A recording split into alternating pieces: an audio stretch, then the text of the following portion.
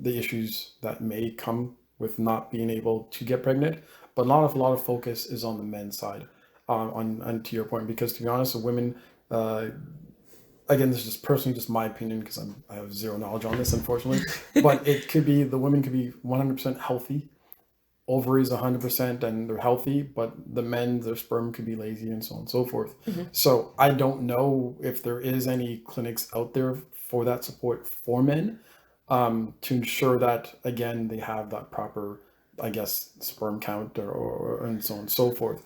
So those are topics I'm unaware of, but something that I think I'm going to do some research on just in case someone asks me in my comments. Right.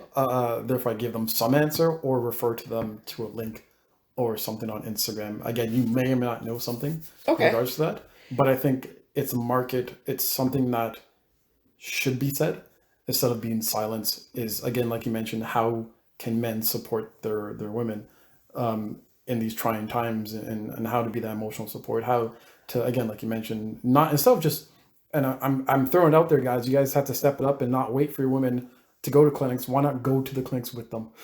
I'm throwing it out there, okay? Because it's, yeah, women, again, this is strictly just my opinion, and you can jump in anytime you want to. It's that, yeah, you might wait for them to come home from these The the appointments and all that. appointments, Yeah. but it's better to be with them at the appointments. Therefore, it's that holding hand, it's that eye contact, it's that instead of being knowing that she spent her whole day crying just because of something, Phil, why not be that shoulder to lean on? And this is why, and in honesty, we have, when you say the word women or even women, I'll just say the word woman, the man is in that. It's because we're a support. It's a one-on-one support for both sides. Yeah, it's a hard space for the guys because the guys, as much as they're your rock, they're unfortunately our punching bag as well. Mm-hmm. Because you're right front row center and you are gonna get the first wave of emotion because you're the first person we're gonna see. So yes, you want the shoulder to cry on, but also I don't know, the punching bag as well, which so it's hard for the for guys. You're walking around in eggshells. I think the support too is stuff like if you're going to change a diet, he can't be drinking beer, or whatever. Let's say if you're going to clean up, I mean, she can't clean up and he continues No, eating junk exactly. food and, Yep. and drinking or whatever, because whatever you do 3 months prior affects your chances in that moment. Mm. So let's say it's March and over Christmas, you guys went on an all inclusive vacation and you lived it up. And yeah, what you did then will affect you in March. What Mm. you did January will affect you March, April. So That's right. it's not like, oh, okay, well, we're going to try tomorrow or we're Mm. going to try at the end of the month. Okay, I'll eat clean or do a juice cleanse and we'll be okay. It'll Gotcha, work. gotcha. No, it doesn't work like that. And Mm. these are the type of things that I would find out on Instagram and through my journey of, whoa, 3 months ago, it affects me today. Oh, Yeah. I didn't know. My doctor didn't tell me. The fertility clinic didn't tell me. Like maybe we should try going keto or eliminating allergens that are causing inflammation, that are creating havoc in your cycle, and here's why. Or considering alternative medicine or supplements, if you will, because they're not going to tell you that. But going back to the guys and the support, there's one of the posts that I read on Instagram and it resonated with me, but it said she did this. She said, I asked my husband, what would you choose? A, having a child with the first person you slept with, or B, being infertile with me? That's a tough question. Mm-hmm. That's a really tough question. And yeah, throughout this path again of trying to start your family, doing all these appointments, evaluating everything you do, smell, eat, your entire daily lifestyle, and in the back of your mind you're just like, what if he left? Because you think it's a you problem, not an us problem. And after all this, if it is a me problem, he could leave. Mm-hmm. And that's a hard part to kind of keep going, knowing that they could leave. Not only he could leave, a lot of your money leaves, a Mm-hmm. lot of your emotional, your a lot of your pride leaves. You're being poked and prodded, you know, by what we call Wanda. It's the internal ultrasound probe, And yeah, it's not comfortable, and it's you have to be very comfortable with being uncomfortable. Whipping out your sleeve, whipping down your pants, whipping down, being asked a lot of invasive questions. And yeah, it can be hard. And then you go back to your 9 to 5, and you try and not cry your eyes out at your desk.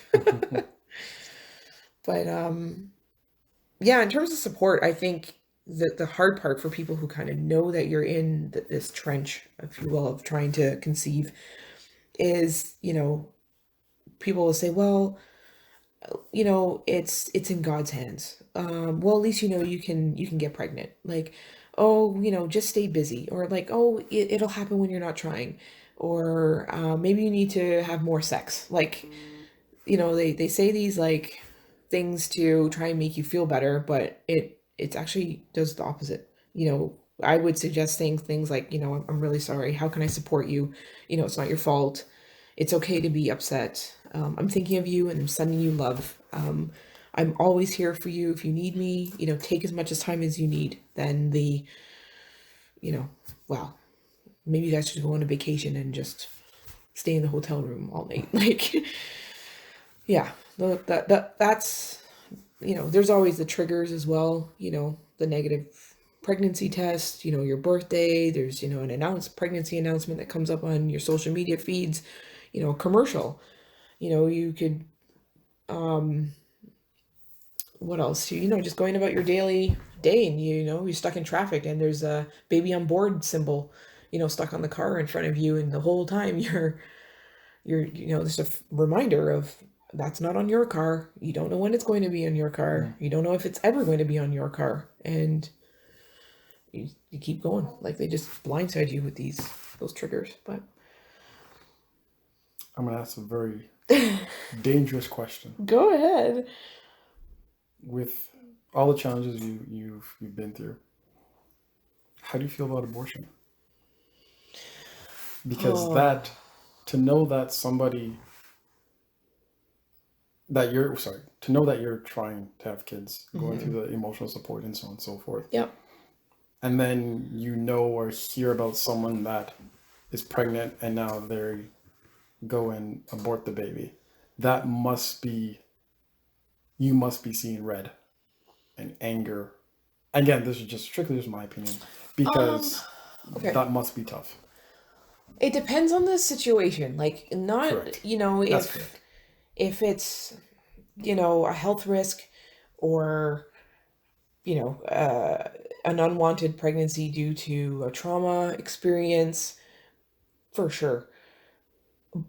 The adoption system and to adopt a child is so intense and very expensive, and even more evasive than going through the fertility treatments, that even if that person were to continue with that pregnancy and put that child up for adoption, it's a whole other space for that child who gets lost in a system that is not built, in my opinion, in favor for the child or for the future parents, because it's a lot of red tape and a lot of paperwork.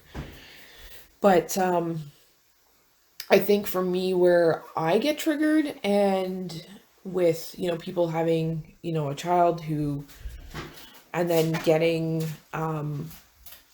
triggered, I guess, by it, is most recently, seeing parents complain about their kids, that they have to homeschool them due to COVID, and the frustrations that they have. I get, you're out of your routine, they're out of routine, whatever, but hearing parents in general, complain about their kids,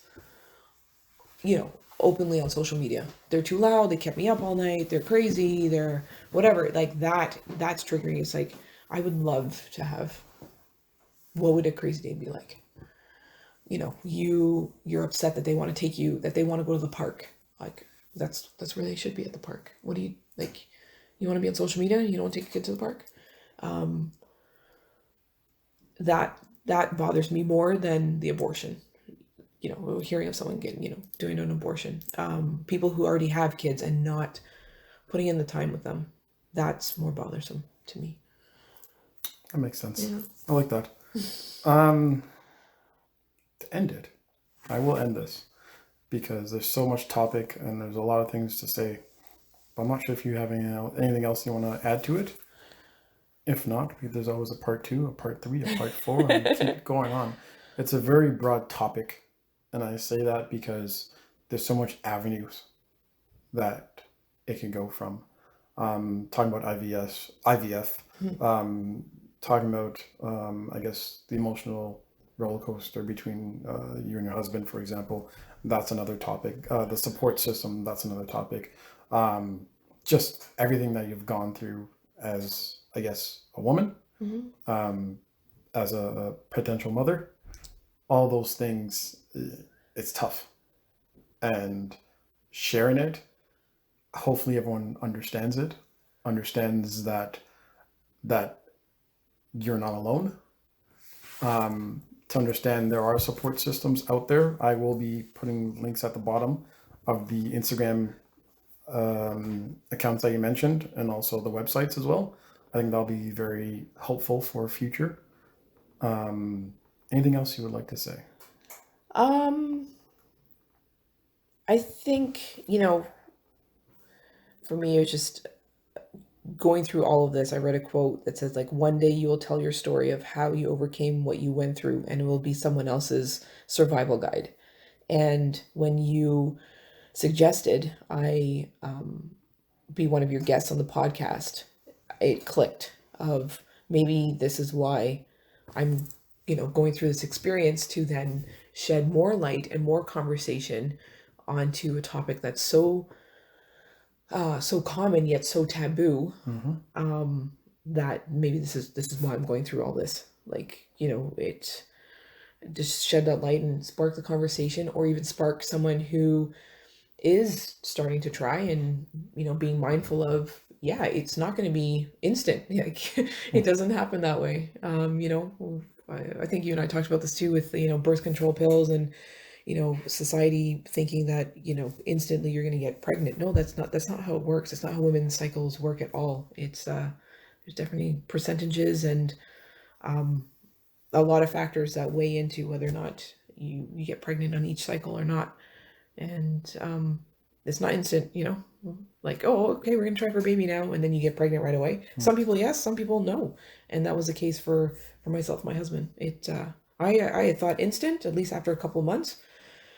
No, did not ever think I would be in this space. It's not like instant noodles. No, it is not like instant noodles at all. I was not prepared to spend, the kind of money that rivals spending, almost paying for a wedding.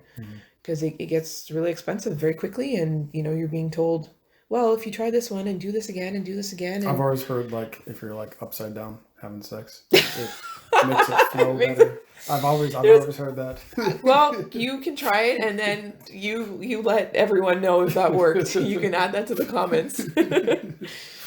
But, in closing, the reality of infertility is, you, me, and science. It's putting on a brave face. It's endless waiting. It feels like you're left behind. Your friends are getting pregnant and starting kids and, starting kindergarten, and you're still trying. It's a constant cycle of hope and disappointment. It feels like time's running out. You lose who you are, and it feels like, life is on hold. You can't plan that vacation because you might be pregnant. You can't, maybe you can't go to this party because it's during your cycle or whatever. Like, you might be doing a treatment. So it's hard to plan anything in advance. So you're constantly left in this state of hold in science and pretending like everything's normal and going about your everyday day. And hope that you find someone that you can have a really real talk conversation with, because it means a lot. So thank you so much for having me on your show or on your channel and being a guest. I really do appreciate it. It means a lot. Thank you for sharing, because I know it's a very hard topic to talk about. And I'm pretty sure while we're talking this, I could see it all over your lovely face, is the emotional roller coaster that you've been through. I wish you all the best in the future. Thank you. If you ever, well, I'm not going to say if. Speak it and it shall be. So when you have your child. Thank you. If it's a boy, name it after Chainsaw Phoenix. If it's a girl, name it after Chainsaw Phoenix. So I'm going to end it on that note. And like everything, Subscribe, share, comment, and like below. Thank you very much. Peace.